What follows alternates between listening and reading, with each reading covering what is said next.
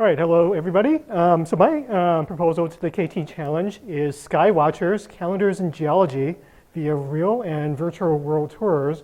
And this is something that I'm doing partnering with Bob Reynolds, who many of you know. He is a research associate and geologist here at DMNS. But basically what we will be investigating in this KT Challenge tour is timekeeping, calendars, really exciting stuff. So I think, for most of us, we take the fact that we have watches and clocks and monthly planners and, of course, now smartphones for granted. All these devices basically run our lives in a modern technological society, but for the most part, we put something in our computer or our planner and we forget about it. And we might have something that can remind us of an event that's coming up, but for the most part, it's not something that you worry about since we have these tools that's with us. But that's not necessarily the case for our ancestors. They didn't have these useful modern technological conveniences as we do, but they had to rely on understanding nature to know their time or the time of the year. And this was extremely important because their lives depended on it. If the battery on my phone dies, then that means I might miss an appointment or two. But if they somehow misunderstand when a particular season was coming, the consequences could be much, much harsher. So for ancient peoples, if you hunted, you had to know when animals were migrating so that you'd be prepared for them. For ancient farmers, you needed to know when to plant and when to harvest and then when to clear the fields for winter. And as societies got more sophisticated, rulers and priests also had to know when ceremonies were coming up, religious rites, and so forth. And so understanding the calendar was extremely important. And as a result, our ancestors were extremely dedicated and skilled skywatchers. They understood the motions of the sun, the moon, the daily motions, monthly motions, annual cycles, and even cycles that went on for much longer timescales than a single year. And they also did all of this without the benefit of modern instruments like telescopes or binoculars. They did all their observations via just the naked eye. Now, one thing that I will point out is that I'm not an anthropologist like Michelle, who just spoke. And so even though there is a lot of interesting cultural aspects to some of the peoples that we'll be investigating, I won't be able to talk about that. But I think it would be really interesting in a future version of this event to partner with anthropology and perhaps even go to Magic Mountain and do an event like this. But so for this particular tour, we will be focusing purely on the astronomical aspects of this particular topic. Now, there are archaeoastronomical sites all around the world, but the American West is particularly rich in locations. And many of them are relatively close, either just over the border, like Chaco Canyon or Hovenweep, or actually within Colorado, like Chimney Rock, which is near Pagosa Springs. But unfortunately, these locations are still a little bit too distant for us to go there and have an interesting experience and come back all within a single day.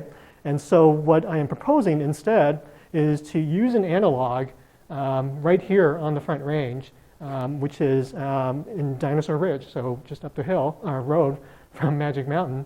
And what we will do is to actually go out into the field and investigate some of the ways in which ancient peoples might have used the landscape to help build their own calendars.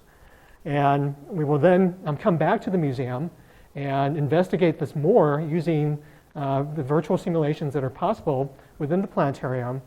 And then we'll make our way out into the West Atrium and then finally watch the sunset in the Sky Terrace, where we will basically make use of what we've learned out in the field to help us construct our own calendars at a location that we are all much more familiar with. So what will this trip entail?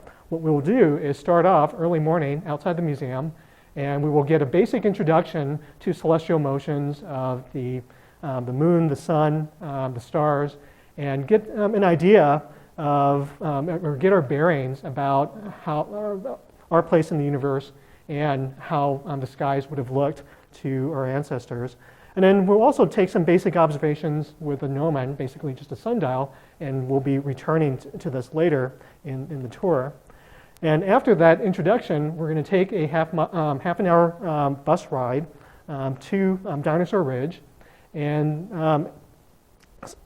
I think we will be parking at this site and walking up and doing our additional observations over here. And the bus will meet us over at the visitor center. So we'll get to walk down, and we can also have fun in the visitor center as well.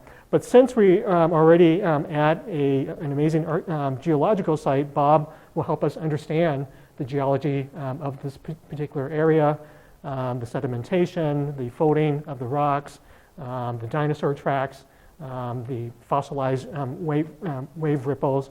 But we will then return to astronomy and talk about how ancient peoples could have used the landscape. So here we're looking west towards the foothills, and you can see the peaks and notches and other permanent, what we would think would be permanent features that can be used as to form basically an ancient calendar. But we also have, if we look east towards the metro area, a much smoother landscape. And so this can be an analog for cultures that live in desert regions or in rainforests where you don't have large, prominent, permanent objects in the landscape that you can use for a calendar. And here we can talk about what other resources and tools a skywatcher might have to be able to determine the time of the year. We'll also have other examples of how someone could have aligned buildings or monoliths to particular directions that are astronomically significant. And then we'll return to the gnomon and do additional observations and learn how, using simple tools like this, someone can actually determine the east-west direction and the north-south line, which you can then use to align your temples, your kivas, your megalithic monuments. And just across the road on Highway 93, Mathews Winters Park gives an excellent example of an ancient landslide. You can see the rocks up here. And this shows how the landscape that we normally think is unchanging or permanent isn't necessarily so, and how ancient peoples would have to choose their landmarks carefully, and even their observing sites. And we can talk about some of the rockfall that has occurred in Chaco Canyon, for instance. So after being out in the field, we will return to the museum, and we will head into the Gates Planetarium, where we will use the immersive visualizations that are possible in the dome to help amplify what we have learned out in the field. So again, we will remind ourselves about the motions of the moon, the sun, and the stars over periods of days, months, years, many, many years. And we will talk about how stars and the cycles of stars and planets themselves can be used to tell time. And since we are using three-dimensional visualizations, we can lift off the surface of the Earth and fly into space and show how the three-dimensional relationships of the Earth, the moon, and the sun correspond to the patterns that we see as an earthbound observer. So after the planetarium and after some refreshments, actually one last thing that we can do in the planetarium is what I call digital Earth, being able to fly down to the surface of the Earth, land at a particular location, and see high-resolution spherical panoramic photography of particular archaeological sites that we couldn't visit in real life, but which we can visit virtually. And what's exciting here is that we can talk about some of the proposed archaeoastronomical features at sites like Chaco Canyon, and debate their significance, and also argue about whether the evidence actually shows what people claim is purported for these sites. So after that, we'll make our way out into the West Atrium, where we can further talk about the architectural structure, like the rings that also have an astronomical significance. And then finally, we will end our day up on the Sky Terrace, where we will time everything so that this will be just before sunset. So this will be a good long day, but we will make use of what we've learned over the entire course of the day, from the field work to the time in the dome, and talk about how the museum itself can be turned into a primitive observatory, and how we can look out into the horizon, seeing the Front Range, seeing the skyline of Denver, and imagining how we ourselves can create our own regional calendar tool. And I think what's exciting about this is that I hope, for people who take this tour, what I hope to impress upon you is really an understanding of what our ancestors were capable of. That groups independently all over the world were able to observe the sky carefully and come up with many of the same sort of solutions that we will be outlining in the KT Challenge Tour, to understand not only the sky, but to build calendars that can keep their lives and their cultures in sync. And in some ways, what we are seeing in some of the mechanisms and the techniques that we'll be reviewing are some of the earliest legacies of our species as far as scientific legacies. And so we're reaching really far and deep into the past. And hopefully you will also take home the ability and the tools that you yourself will be able to create your own landscape calendars wherever you are. It doesn't necessarily have to be here at the museum. And I had a couple of other extra pictures. But what the funding from the KT Challenge will support, there are two separate items. One is what is called open access for publications. For in scientific publishing, the publishers have two ways to make money. One is they charge libraries subscription fees for their journals. And of course, if you have access to a really good library, that's great. But for others who don't have access to a library, the costs for getting access to journal articles can be prohibitive.